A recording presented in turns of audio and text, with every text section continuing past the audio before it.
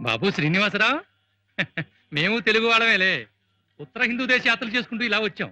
నువ్వేమిటి ఇక్కడ యాత్రకు వచ్చారా? లేదండి, మేము ఇక్కడే ఉంటాం. ఏమిటి, ఇక్కడే పుట్టి ఇక్కడే పెరిగి ఇక్కడే ఉంటున్నారా? అవునండి. ఏ ఆధా కేజీ బనావు భాయ్.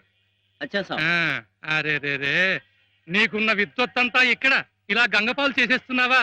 అక్కడ కృష్ణ, గోదావరి, పెన్న, కావేరీ నదులుండగా అయినా ఇప్పటికీ మించిపోయిందని లేదులే. ఇద్దరు డబ్బులున్నాయా? ఉన్నాయండి. ఏ మ్యాంగో 1 కేజీ బాంధవ్. అచ్చా సాబ్. నీకు మ్యూజిక్ డైరెక్టర్ కేవీఎం తెలుసా? మామ మహాదేవన్ మోగ మనసులో శంకరాభరణం మ్యూజిక్ కట్టాడు. తెలీదండి, మాకు ఆ సినిమాలు రావు కదా. అయ్యో, అదే కదా నా బాధ. ఏం పర్వాలేదు, నేను మామ చాలా సన్నిహితం. ఆయన ఏం హను అంటే నేను ఏం మామ అంటాం. ఫోన్లో హలో హలో అనుకోవటం, నేను స్వరాలు చెప్పటం, ఆయన రాగాలు కట్టడం. ఆయన నేను నీ పాట ఆయనకు వినిపిస్తాను. బాలు బిజీ అయిపోయాడుగా. ఆయన ఎవరండి? అదే కదా నా బాధ. నువ్వు ఇక్కడ గంగ పక్క నుండి పోయావు, నీకు ఈ విషయాలని తెలియటం లేదు. బాలు అంటే ఎస్పి బాలసుబ్రహ్మణ్యం, మన ఆంధ్రుడే.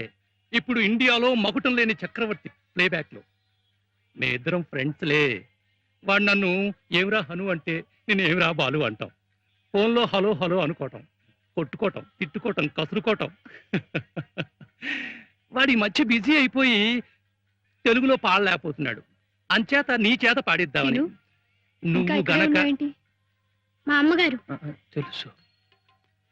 ఏ హనుమాన్లు, బాబుకి ఏదో చెప్తున్నట్టున్నా? ఏం లేదమ్మా.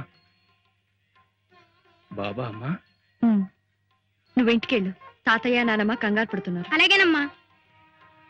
మీ ఊరగాయలు? వద్దు బాబు. అమ్మా, అయితే అప్పటి నుంచి ఇన్ని సంవత్సరాలు ఇక్కడే ఉంటున్నారా అమ్మా? అవును. అక్కర్లేదనుకున్న వాళ్ళకి దగ్గరగా ఉండే కన్నా తెలియని వాళ్ళ మధ్య కలో గంజో తింటూ బతకడం గౌరవం అనుకున్నాం. మావయ్య అత్తయ్యతో ఇక్కడికి వచ్చేసాం.